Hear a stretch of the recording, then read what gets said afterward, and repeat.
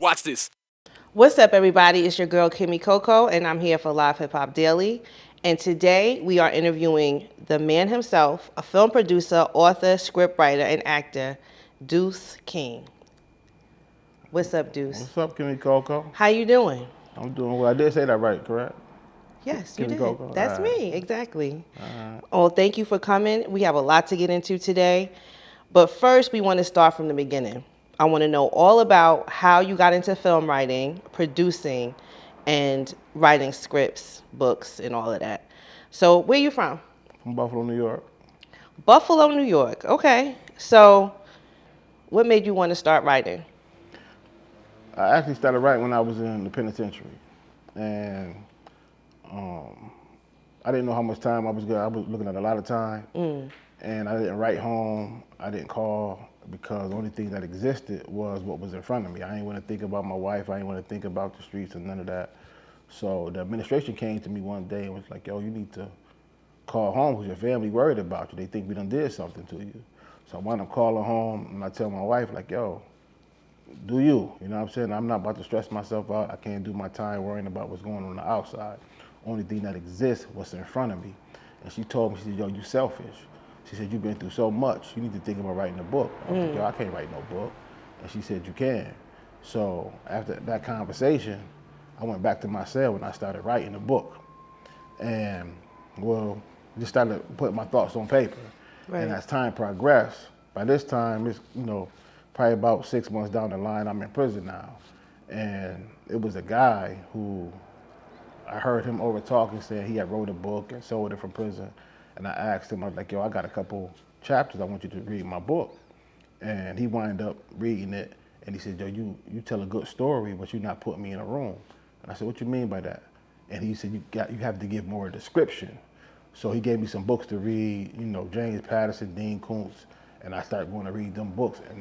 And they painted a picture of not just the storyline, but what's going on in the room, the texture of the walls, what type of floor is it, the coloring of the lights. So once I just fell in love with it. So instead of gambling, instead of indulging in TV and playing the little prison games, I just indulged in writing to escape. And I just fell in love with the process. So, what was that first story that you wrote after you got off the phone with your wife? What was that about? It was about me. It's funny though because that was the second book I published. So that book I didn't publish first. I actually published that second. So that was the first story I wrote, but it was the second book I published. But just using my life as the blueprint. Just my past experiences growing up in Buffalo, New York as a kid. And, again, when I came home, life kicks in. So I kind of put all that writing to the side. I started, just trying to take care of my family and do some things get my life back on track. And going back to my wife again, check this out. Over a 2-year period, the first 2 years I was home, I wasn't thinking about my writing. I was just trying to get my life in order. I got me a job, was selling cars, throwing parties. And I wound up starting a business. And within 6 months, I had lost all the money that I had stacked over a 2-year period starting that business. So I kind of slipped into depression. And my wife told me again, she said, you chasing the wrong thing. She said, you got to go, your bag not going to come from that. God not going to bless that. You got to go and put your writing, you got to go chase the writing game. And that's what I wound up doing. I wound up going back. I sat in the house for about 90 days and I finished the book. The book was still on prison paper. So I wound up transferring the words that was on that manila pages. Yeah. I didn't know how to turn the computer on. And I wind up just getting acclimated to the computer, start writing. And then in the process of me writing, a guy named A.K. Reed, who was not my partner now, he was doing movies. So I seen the movie he had did, and the cinematography of it was good, but the storyline wasn't the best. So just so happened, a day or two after I seen the movie, I wind up seeing somebody who was in the movie. And I was congratulating them. I was like, yo, I like what y'all did. If y'all need me for anything, I'm around. And I get a phone call, not too long after that, I was like, yo, Reed want to meet with you. So when I went to the meeting, it was to go. They wanted me to act in the next movie to bring an organic feel to the screen, being of my past life. But when I sat down with him, I brought my writing. I said, yo, I'll be writing. And he read like the first 2 pages and said, yo, you got to write the script. I said, I don't know how to write no script. He said, man, you got to go learn. So the book I was still writing the book when we started filming the movie. Like, it wasn't even script form. We were just taking pages out the book and start filming my first movie. And the rest is history. Wow. So the first book is the same as the movie. It's just you took the pages out of the book and turned it into a script. Correct. So what is that transformation like? Is it how different is writing a book than writing a movie script? Writing a movie script come a little bit easier for me because, again, I don't have to give that description that I talked about earlier. Because it'll be visualized. The camera gonna give you that description. Okay. I don't have to paint that picture. The camera paints that picture for me. So I just have to set the stage and then give you some dialogue. So you said you acted in the beginning in that first movie? I did do some acting in that first movie, but when I went to go talk to them, You came with your... they had a movie that they was about to do. They didn't even wind up doing that movie because he was like, yo, you have to, you know what I mean? We want to do this. So they kind of scratched that project, and then we started moving forward with my writing and the things that I wanted to do. So how important is it for the relationship between the writer of the book or the script and the camera person? What is that relationship like so that you're communicating exactly what you need to get communicated? But, you know, I think that's very important.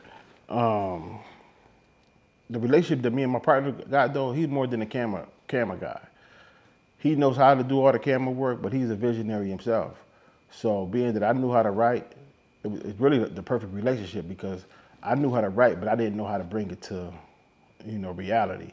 He was able to bring my vision to reality. You know what I mean? So he's an artist by nature. So having that relationship with somebody who's just as creative as yourself is very important because y'all got to be in sync. It's almost like a marriage to a certain extent. Wow, right.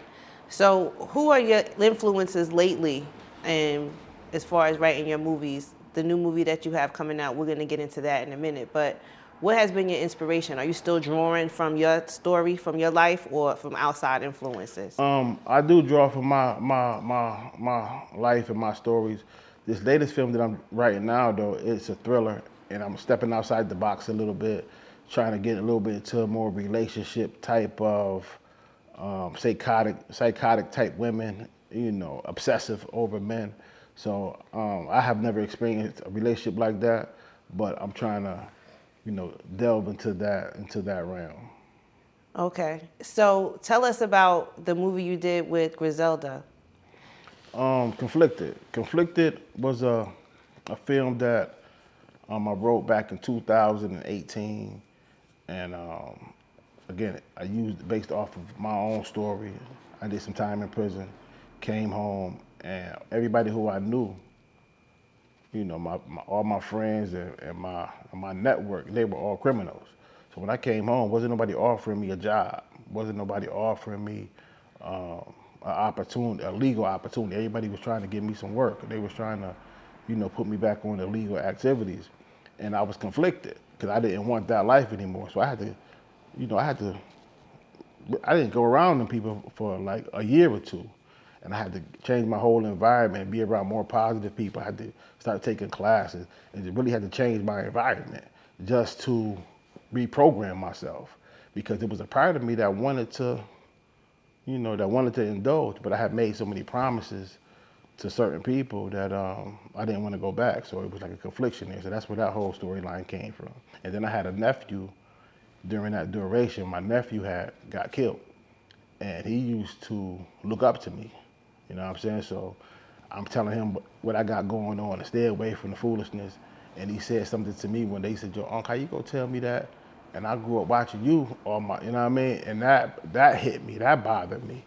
So I lived with that where, my nephew was following in my footsteps and lost his life off of, not saying it was my fault, but I played a heavy role in his life.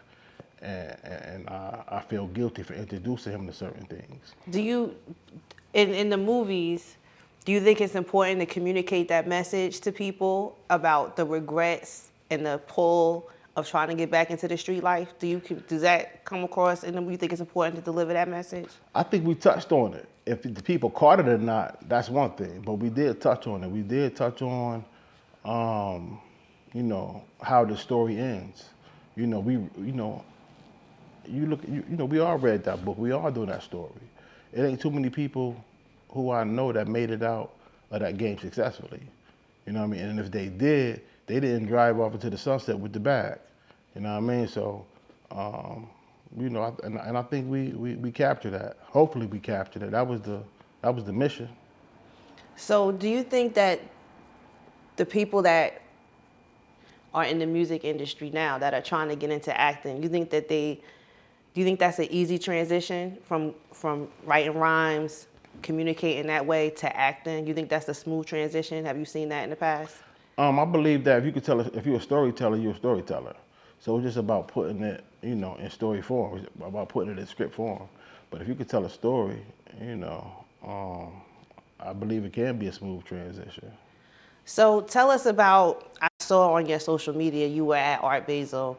Okay. And so tell us about that. Because I think, so Griselda did they have like a little section there? I saw something about, was it like something Basel? It was Gun Basel. Gun Basel. Yeah, so basically what that was he did a pop-up shop. So he displayed his art. He also displayed his merchandise, his clothing line, and people from all over. Westside Gun did? Correct. Okay. And people from all over the world came and, you know, was able to purchase and, you know, just absorb his energy, you know what I mean? And I think everybody who bought a piece of art or clothing, he allowed them to come and watch the movie that he executive produced for free. So wow. it was a dope experience. So the movies that you put out, you guys are gonna have an opening at a few theaters around the country. Correct. Is there a targeted area of the country that you focus on? You know, my core base is out of Atlanta, Buffalo, New York, Rochester, Charlotte, and the DMV area. So all Western New York, DMV area, and then Atlanta and Charlotte. So them the places that I focus on. You ever think about the West Coast? I have, and I even had discussions about the West Coast, but it just never materialized. I would love to do something out there. So the latest film, tell us about that. Pure Finesse. Pure Finesse is, again, the reason I went to prison. You know, I got into a situation down here, a drug deal went bad. In Georgia? In Georgia. Mm-hmm. Got into a shootout with the police. Police killed one of my friends from back home who was down here 90 days, 60 days from back home, came down here, you know, trying to be a part of what we had going on. And he lost his life. So I used that scenario and I built a story around it. You know, we was down here finessing people, came, we was down here getting it in, you know what I mean? So again, it's not about my life story per se, but I use bits and pieces of things that I was doing and I'm just building a storyline around it. How long did it take to film that movie? It took us 17 days, but the editing process about 6 months. What was the process like finding the people you wanted to be in that movie? We did a casting call. We probably had literally about 300 people came out to the casting call, and they traveled. Like we did it down here in Atlanta, but people came as far from New Orleans, St. Louis, New Jersey, Philadelphia. You know, it's ironic that people in New Jersey know what we got going on, what they do, and I'm just messing with you. And Philadelphia, where else, bro? They traveled, and they came, and we did it. I don't know if you remember last year. It was a snowstorm down here for like a day or two. It was like not last year. It was like was it last year or 2 years ago? No, that was last year. It was a snowstorm. Like it snowed. It wasn't a real big snowstorm, but it snowed. Mm-hmm. You know, they shut the city down. But the people traveled during that time where it snowed and everything. Cause we said we still moving forward. Yeah, that's nothing for you. But This snow that but they some people had here. panic. Some people like, man, you know about the snow, and I'm like, man, we moving forward. You know what I'm saying? Right. And them people still came down here and rocked out with us, man. Like I said, about 300 people came, man, and that was mind blowing to me. You know what I'm saying? That was all different shades and colors. You know what I mean? And although we picked some of the people who we may have worked with before, man, we picked some new talent and we built some good relationships off of that, man. Like, there's some people who really do this acting thing down here in Atlanta that I look forward to working with on my next project. I already got something for them, you know what I mean? So, man, it's a beautiful thing. What Atlanta got going on right now, this is a hidden gem that a lot of people now is just now getting discovered, or they just now getting hip. But it's a lot of talented people down here in Atlanta, man. So now, as a filmmaker, when you watch movies now, do you judge them more harshly? Do you look at something and say, this could be better, this could be worse? Or what is it like to look at it from that perspective? Yeah, absolutely. I look at my own working like that. Like, they just sent me the movie, and I watch it with a different eye. Which now. one? Pure Finesse. And I just look at it with a different eye. So I don't look at movies the same. I'm looking at every detail. You know, not just from the acting, but from the storyline to the cinematic music that's playing in the background. Like, I pay attention to the detail. And, you know, I can't watch movies the same no more. Like, even my wife, when I'm watching movies with her, she like, turn it off. Like, you know what I mean? Like, turn whatever that creativity that I got in me, she like, yo, turn that off right now. Let's just enjoy ourselves. But it's hard to because I'm always looking at movies with a creative eye. So in Pure Finesse, who's on the soundtrack, or what music were you using for that movie? We got, you know, that's one thing that I don't partake in, is because I'm not a music guy, but we do have a soundtrack. One of the artists that I do know that people may recognize is Diamond, who's down here from The ATL. Female rapper? Yeah. Yeah, From Atlanta. What's the name of that group? Crime Mob. Correct. So Yeah. you know, she's actually got a small role in the movie. Oh, okay. She has a song on the soundtrack. We just shot a video for her like last Tuesday. Yeah, so I think it was important to have somebody like shoot Pure Finesse in Atlanta. It was important to have her in it because she knows the culture of Atlanta. Yeah. You know what I mean? So we wanted to have somebody who actually know about the city. So Pure Finesse is set in Atlanta. It's telling the literal story about what happened to you and your friend. Yeah. Has his family seen the movie? Or will they? No one has seen the movie yet. It's not out yet. I mean, do they know that there's a movie being written about what happened? I'm pretty sure they do, because they know what's going on with me. You know what I mean? Have we talked about it? No, we haven't. And again, it's not about him. Yeah. You know what I'm saying? It's just the scenario. It's a scenario. So the movie's not even about me. It's just about a scenario of some guys that come from Buffalo. They down in Atlanta finessing, and they're just using that situation to build a story around. So it wasn't, the whole storyline is not about our life and our story. It's just that scenario.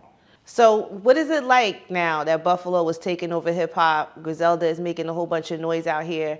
And I hear that the NFL team is popping. So how does that feel? You know, it's a breath of fresh air because, again, you know, we the forgotten city. And we've been a forgotten city for a long time, you know what I mean? And it's just refreshing to finally get some recognition, finally get notarized, you know, even with myself. When I travel, it's not a city that I don't go to where somebody run down on me and be like, yo, ain't you the guy from the movie, and whoop, whoop, whoop. And it's like, yo, ain't you from Buffalo? And so that's refreshing because, you know, 10 years ago, we was never getting that. So getting that recognition and people finally, you know, giving us our flowers, it feels good. So what is it that you want people to know about Buffalo? We were having a brief conversation earlier, and I was just like, you know, you're right. There is a misconception about Buffalo. So what is that you wish people knew about Buffalo? I think, for one, that it is some black folks up there, for one. For two, you know, we just like everybody else. It's a urban community in every city in America. You know what I mean? So not saying that we better or worse, but I just think that, you know, we have our own culture.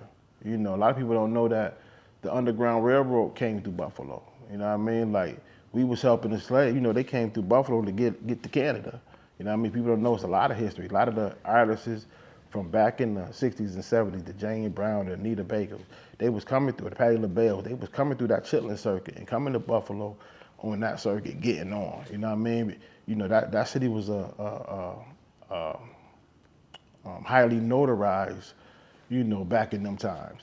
And as the riots came, we kind of lost that kind of notoriety because the jobs started leaving. You know, it's a book, you know, and I ain't gonna spend too much time on it, but it's a book called The Power Failure. And he talked about how the jobs like the Bethlehem Steels and all the factory jobs, they start going overseas. And once they start going overseas, a lot of the people start leaving. But back when our parents and our grandparents was coming up, Buffalo was the place to be. They were traveling from the South, going to places like Buffalo, going to places like Chicago. Because that's where the jobs were. That's and where a the lot job of was. a lot of our families, I tell people all the time, my family, I'm first generation that's not born in the Confederacy, because that generation before us all left the South for jobs and because they were the Jim Crow laws in the South. Correct. So I asked you about this before, but I wanted to, when you heard about what happened in Buffalo, the mass shooting, were you here in Atlanta? I was. So you're familiar with that area? You know, it's crazy, and you might hear people say this all the time. A week prior to that, I was at that very grocery store. Trying to cash a check. You know, I came in town, dropped my wife off down to the DMV, and I went to that grocery store trying to cash a check. Exactly a week later, that situation happened. How did it make you feel? It was, you know, the whole city was sad. You know what I mean? It's still, you know, because I personally know some people who are affected behind that situation. So again, you know, I feel for them people. My heart go out to them people. You know what I'm saying? Because that's a tragic situation. Even driving up, you know, through that area, you know, it's teddy bears and all, you know, that stuff is still out there. You know what I mean? So that neighborhood and that community was affected greatly by that situation. Wow. Yeah, my heart goes out to those people. So if you were to make an autobiography or write about somebody, who would it be? Sly Green. Who's that? Sly Green is, you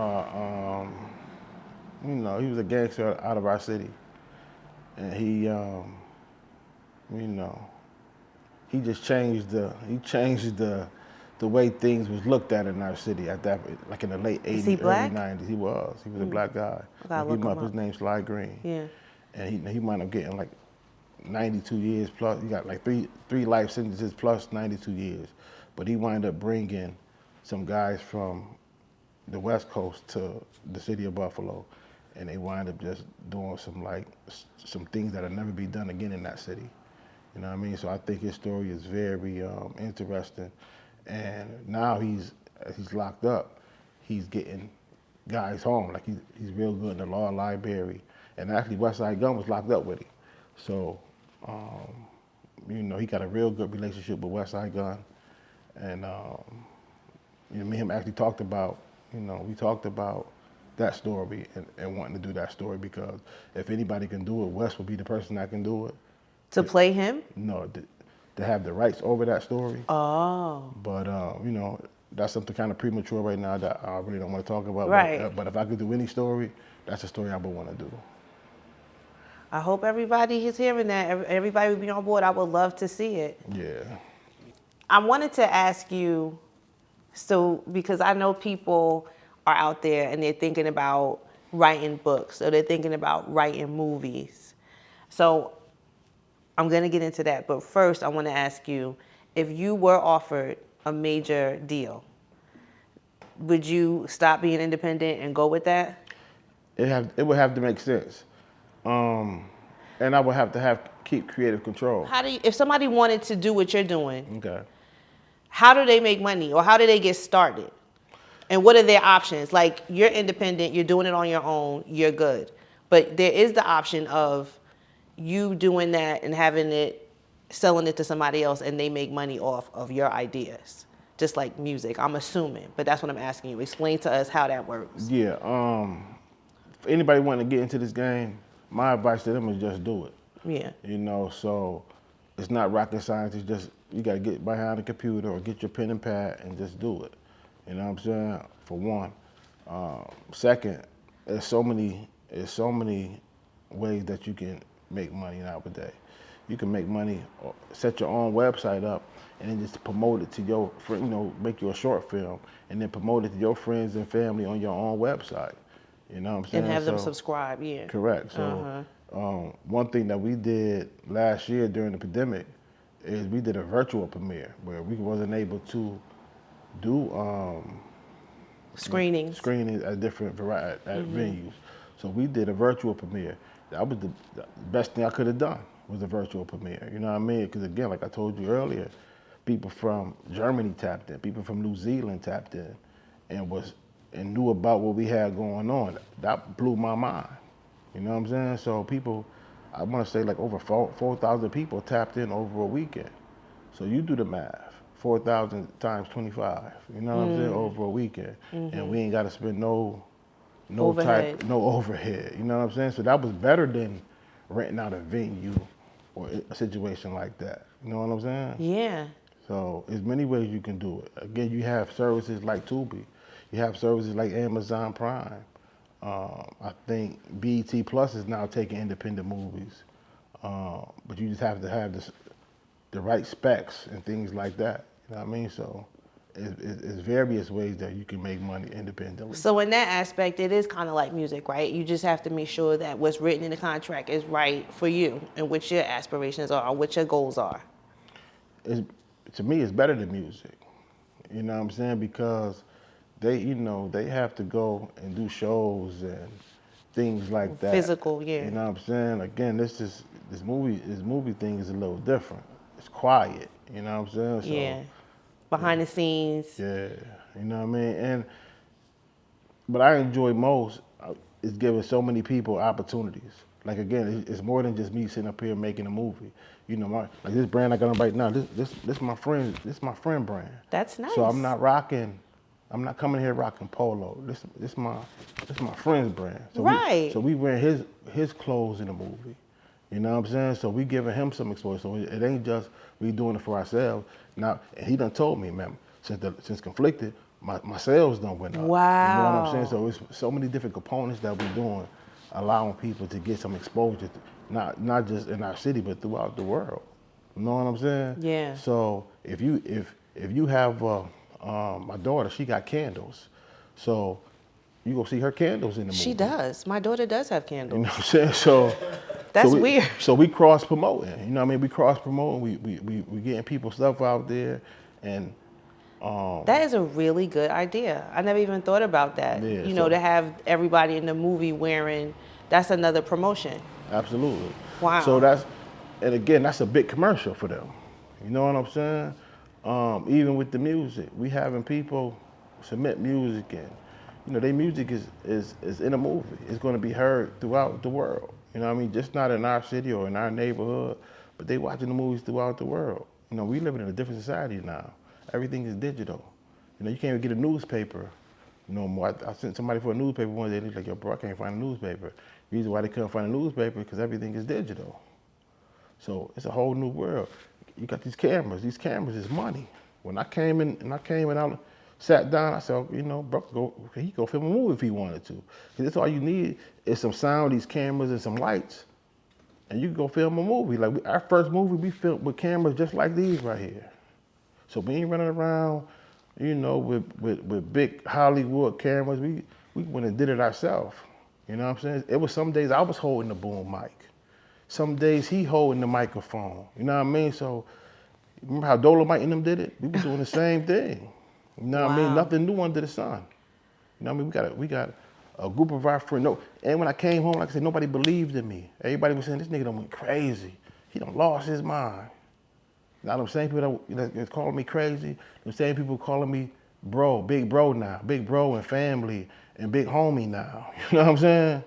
And what we do, we love on them and we embrace them. We don't hold that against them. You know what I'm saying? Because they ain't know no better. You feel what I'm saying? Our culture don't know no better. First thing we know is hate. Put a man down. But what I'm trying to do, I'm just not using my platform for myself. I'm using my platform to put my peoples on, show them a different way. You know what I mean? So what we doing? Are you wanna act? Come on, come rock out with me. Or you got a clothing line? You put that on, you know what I mean? I could have came in here, you know, I got Gucci in the closet, I got Fendi in the closet. Yeah. I came and put my man joint on because the cameras is on. Right. That's strategically. I'm doing that strategically. Right. You feel what I'm saying? So when I post my picture, I was at Live Hip Hop Daily today. He gonna feel appreciated. Say, damn, you know what? Let me keep going because bro see me. You feel what I'm saying? So we think with a different mentality. We trying to change the narrative. It's bigger than just Duce doing movies. Now we giving people opportunity. That's just, I do other day when we filmed that video for Diamond. You know what I mean? When the older guy, about 52 years old, and he put him in the video and all that. He told me, he said, yo, man, he said, man, I'm so thankful that you gave me this opportunity, because he's in the movie as well. He said, I'm thankful y'all gave me this opportunity. I was thinking about quitting, man. You changed my life. People have told me, man, you changed my life. You never thought about acting before? We put people have never thought about acting before, putting them in the movie. I got homies that did 17 years in the penitentiary. They come home, I'm putting them in a movie. So they be like, man, he did a good job acting. No, that's who he is. He just bringing that on camera. We changing how people think. We changing the narrative around here, so it's bigger than just a movie. You know what I'm saying? We should. It's a shift in the culture. Right. You know what I'm saying? Right. Wow. That's awesome. I'm really, really happy that you're doing that. I just wish more people would have that mentality because we could keep the money and the business to ourselves. So I'm proud of you for that. The marketing of this new movie, you're going to open it I see in Atlanta, in Virginia, I think. Yeah. In 2 other cities. Tell us about that. And again, I'm doing that more so for my cast than myself. Because again, I could throw it right up on these platforms and get, but I want my cast to feel so they feel like a real, correct. So like a big production Hollywood movie. You know what I'm saying? The red carpet, they can throw their clothes on, they can feel like stars. Their families can come take pictures with them. You know what I'm saying? Yeah. We doing that for them. Can we come? Absolutely. Okay. I told bro, you know what I mean? You gotta talk to the boss. But Atlanta, Charlotte, Buffalo, Rochester, we touching the whole Western New York. Syracuse, Rochester. I supposed to did something in Jersey, in Plainsville, New Jersey. Plainfield. I'm waiting to get the word back for that. Yeah. Maybe Newark. There's a theater in Newark that I know somebody that owns it. You might be able to do it there. Yeah, so we're moving around, man. We moving around again. And we create an opportunity for people, man. You know what I mean? So we not looking for the best trained actor. We just looking for some people that's willing to take a shot on themselves, bet on themselves. You know what I mean? So they ain't got to bet on me. I just need them to bet on themselves and believe in themselves. You know what I mean? So if somebody wants to watch the movie and they're not in any of those cities, tell them how they can watch the movie. They can watch all my movies on Amazon Prime as well as Tubi. How? What's the name that they look for? They're looking for Conflicted, Pure, and Hunger Pangs. You spell Hunger Pangs Pangs. So Hunger Pangs. Hunger Pangs. And Conflicted, and then Pure 1 and 2. But the other one hasn't come out yet. Pure Finesse will be out. It'll be on Tubi the second week in April. But the premiere, if you're in any of those cities, is in February. February 1st, we're doing Atlanta at Plaza Theater on Ponce de Leon. February 4th, we're doing Josephine's Lounge. And then all the other cities kind of, the dates kind of escape me. I'm just kind of focusing on Atlanta right now. But, but they can find it. It's on your social media. Tell everyone where to follow you on social media. Man, they can follow me on Instagram at Duece King 62. That's DueceKing 62. Again, Duece King 62. Facebook it's really on all social media platforms, but Instagram is what I play the most. So do you have a top 5 movies? It changes, but off the top of my head, you might laugh at me when I say this, but I like the Rocky series. Rocky is one of my favorite movies because it's an underdog story. But of course, I like the New Jack Cities. I like Goodfellas. Of course, Casino, things like that. All the gangster movies. All of them not gangster movies. But in Carlito's Way is also one of my favorite movies. You know what I mean? Because he was another one that, you know, When he was in jail. if you look at Conflicted, and Carlito's Way has a lot of similarities. You know what I'm saying? Carlito wanted to do the right thing. He kept getting pulled in all different directions. You know what I mean? And then it didn't end up so good for him at the end. But that's a real good movie. So But it who? might change tomorrow. Off the top of my head right now, that's what I would pick. What are you? No, like street movies. None of the like Streets is Watching and none of those movies. You know, I salute them guys for what they did at that time. You know, I definitely pay homage to them, and they definitely influenced me. But the art of it, as I look at, and then I don't know how I didn't throw Boys in the Hood in there. Boys in the Hood is another, just how that was shot and what you know, and what that brother did for the culture at that time. Right. He kind of changed filmmaking at that time. John Singleton. Yeah. You know what I mean? So he was doing all the videos back then too. He's definitely dope. But yeah, you know, yeah. Again, tomorrow might change. I might have a whole top but five. that's a fair. Yeah. That makes sense. Those were very influential movies to the culture for those times. Correct. So, what about rappers? Who are your top 5 favorite rappers? You know, of course, you know, I'm gonna say Griselda. That's 3. You only got 2 left. But even if I take them out the equation, you know what I mean, we never gonna use them. But you know, that's who I favor right now. That's who I'm listening to. That's who in the. Do you have a favorite one of them? I do. Of course, Benny is, you know, I lean towards him a little bit more. You know what I mean? He's special. You know what I mean? He's special, but they are special. You know what I mean? But I definitely probably lean more towards him. But outside of them, I think, you know, I'm a big Meek Mills fan. I like Meek Mills. Of course, Hove, Nas. I like Jeezy a lot. You know what I mean? I do. I like Jeezy, and I like this Moneybagg Yo boy. You know what I mean? I like him a lot too. Boy out of Memphis. You know what I mean? I like him a lot too.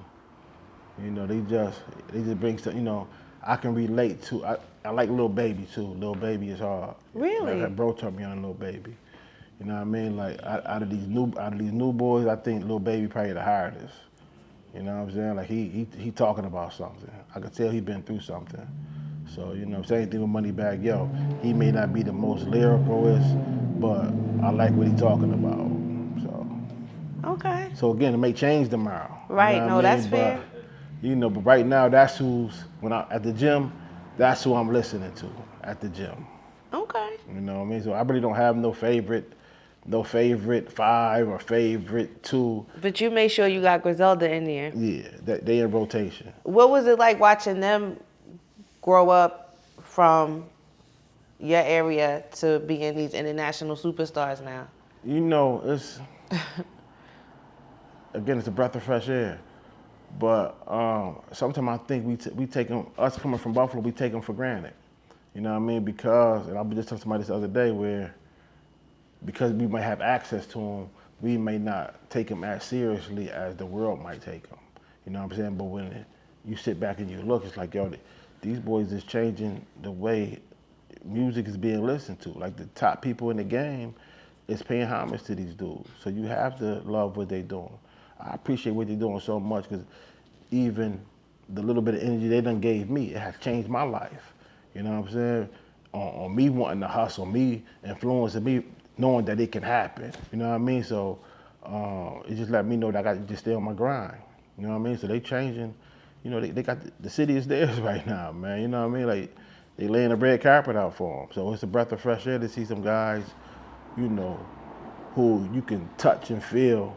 Cause they still in the trenches. You know, you can touch these dudes. Really? You know what I mean? They ain't hiding.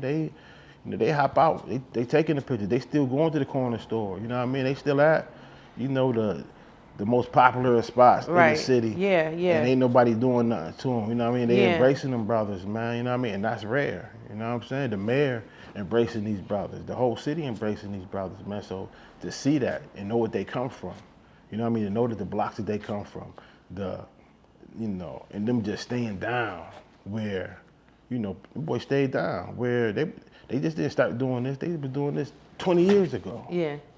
You know what I'm saying? I was listening to, they were sending me mixtapes when I was in the prison saying, man, these boys are the hottest boys in the town. So we been knew they were special. It's the world now is starting to feel like, yeah, okay, these niggas are special. But we knew 20 years ago they were special. Yeah, they have a distinct sound. You know what I'm saying? Yeah. Yeah, so I'm proud of them. I'm honored to know them. You know what I mean? I'm honored that, I can pick up my phone and they go answer for me. You know what I'm saying? Like, that's an honor. You know what I mean? And I don't abuse that privilege. You know what I mean? So, I'm just appreciative for what they're doing for our city. Right. Well, that's good. All right. So Pure Finesse is coming out in 2023. Mm-hmm. And what do you see for yourself after that? All 2023, we working. So I got 4 movies in the pipeline. This is the only one that's complete right now, but after that, we're going to do Conflicted 2. That's in the pipeline. Conflicted 2, another one called Intrusive. And then, we have another one called Retrospect. So hopefully we can get all 4 of these movies within the pipeline. Every quarter, I want to be filming another movie. You know what I'm saying? So. Yeah, and then I'm going to look for that autobiography. Now, in the future too. Yeah, that's a discussion. That's a discussion way down the line. But I also got approached, you know what I mean, with somebody saying they wanted to do the Brian Nichols story. They said that they had discussions with Wait, who is Brian Nichols? That sounds familiar. Brian Nichols was the guy who killed them, the judge, and he was going to court and he beat up the bailiff. And what city was this in? It's in Atlanta. It's about like 10 years ago, about 10, if not 15 years ago, about 2005. Okay. He got away. He killed them people. Killed the judge, I think I remember that. Yeah. Yeah. And he wound up getting away, and he wound up getting caught. Turned himself in. Well, not turned himself in, but I guess he was went and got high with a white girl, and she turned him in. And called the police. He surrendered. But I think that'll be a good story too. Right. Yeah. Yeah, more of that, please. Yeah, so. Well, thank you for coming. It's been a pleasure to speak with you. Please come back and keep us posted on all the movies that you're doing. Yes, ma'am. Tell everybody again where to follow you. Follow me on Instagram at Duece King 62. That's DUECEKING 62. Well, thank you for stopping by. This is Kimmy Coco for Live Hip Hop Daily, and we are out.